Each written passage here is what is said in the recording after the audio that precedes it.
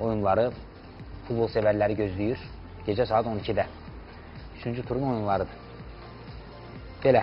Belə gündən gözləntilərdə diqqətinizə çatdırdı. Bu arada bu qayıdış xəbərini də qeyd edim.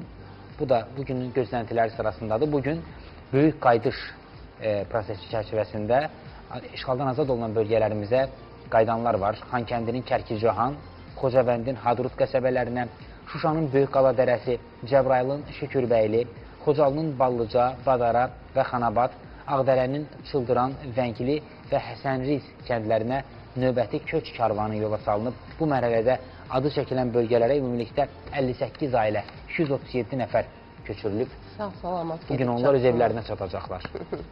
Sağ-salamat. Onlar üçün yeni səhifə açılır. Bəli. Həyatlarında. Belə gözləntiləri diqqətinizə çatdırdıq və davam edəcəyik. Günün müzakirə mövzusunu əslində təqdim eləmək istəyirik. Bugün uşaq tərbiyəsi ilə bağlı istəyirik müzakirələr aparaq. Uşaq tərbiyəsi ilə bağlı məsələlər bilirsiniz, hər zaman gündəmdədir. Kimiləri qadağaların tərəfdarıdır, kimiləri deyir ki, yox, artıq dövr deyil, sərbəst böyüməlilər.